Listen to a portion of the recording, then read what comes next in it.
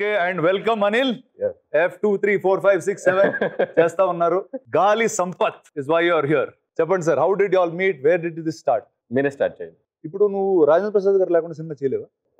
మరి అదే తప్పే ఉందా అంటే మీరు లేకుండా కొంచెం ఏది వేరే రాయలేకపోతున్నాను సార్ అని చెప్పారు సార్. నాకు అది ఫస్ట్ రాజేంద్ర ప్రసాద్ రాసుకుని దాని తర్వాత దాని చుట్టూ కథ రాస్తున్నాను సార్. ఈ మధ్య నీకు తెలిసిపోయింది, లీక్ అయిపోయింది మ్యాటర్. ఏంటి గురు ఏంటి?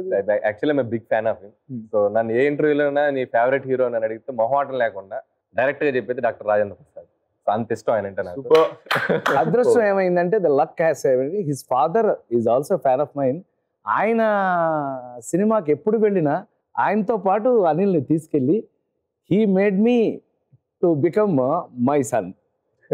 So it's an attachment by God అని నా నమ్మకం. అందులో యాజ్ ఎ క్రియేటర్ మనకి 7వ సినిమా ఇది తన దర్శకత్వంలో. చాలా ఆశ్చర్యం కలిగించే విషయం ఏంటంటే అది నేను ఎట్ 65 ఇది నా అదృష్టంగా భావిస్తాను. మనకి లక్ ఉంటే కానీ నేను ఎప్పుడు మీ అందరికీ చెప్పేది ఒకటే, మనకన్నా మనకు వచ్చిన అవకాశం గొప్పది. సో అవకాశం రావాలి అని అంటే ఇలాంటి వాళ్ళు ఉండాలి. సో అలాంటి వాళ్ళు ఉండటానికి మన అదృష్టంతో తోడైతే కనుక ఈ గాలి సంపత్ అనేది కథ రోజు దగ్గర నుంచి ఇవాళ సినిమా అయిపోయే వరకు కూడా ఇది నాలాంటి అంటే ఒక 43 సంవత్సరాలుగా సినిమా ఇండస్ట్రీలో ఉన్న వ్యక్తిగా. సార్ మీరు చెప్పేదానికి మీ టోన్కి వేరే ఉంది సార్. నేను 43 ఏళ్ళు ఇండస్ట్రీలో ఉన్నా అలా చెప్పేదానికి చూడండి, 40 ఏళ్ళు అలా ఇండస్ట్రీలో ఉన్నా.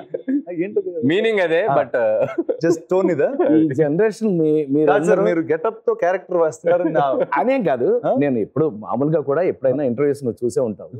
నేను నిజం మాట్లాడుకుంటే బెటర్ కదా అని 43 సంవత్సరాలుగా సినిమా ఇండస్ట్రీలో ఉంచటం దేవుడిచ్చిన అదృష్టం అయితే గనక అలాంటిది నిజంగా అది కేవలం దేవుడు మనకు ఇచ్చిన అవకాశం. కానీ నేను ఎప్పుడు ఫీల్ అవుతాను రాణా, ఎందుకని నాన్న అవకాశమే రాకపోతే మనం చేయగలిగింది ఏముంది?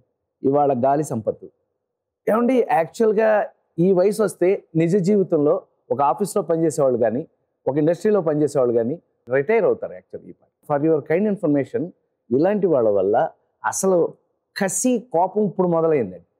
అది ఈ క్యారెక్టర్ వల్ల నాకు అంత పని ఇచ్చినందుకు నేను మరొకసారి వాళ్ళకి కృతజ్ఞతలు తెలియజేస్తూ, నాకు బాగా నమ్మకం, ఇది అందరికీ చెప్పవలసిన నమ్మకం.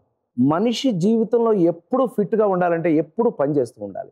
నాకు ఎప్పుడు పని ఇస్తున్నటువంటి 43 ఏళ్ల సినిమాలో స్టిల్ ఐఎమ్ వర్కింగ్ హార్డ్. అదే నా ఆరోగ్యం.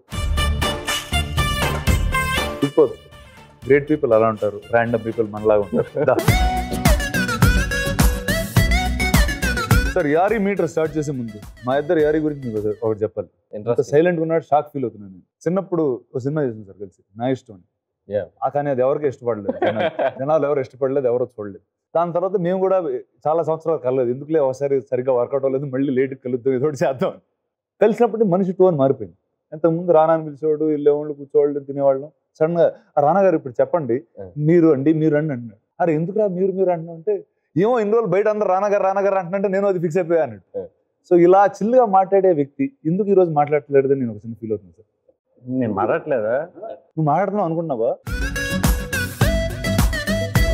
Why are thinking like that? అంటే బేసిక్గా మామూలుగా అందరితో బాగానే మాట్లాడతా. పెద్దోళ్ళు ఉన్నారని. పెద్దోళ్ళు అంటే మనకి ఎవరు పెద్దోళ్ళు? I'm the youngest than him. అంటే లెజెండ్స్ కదా.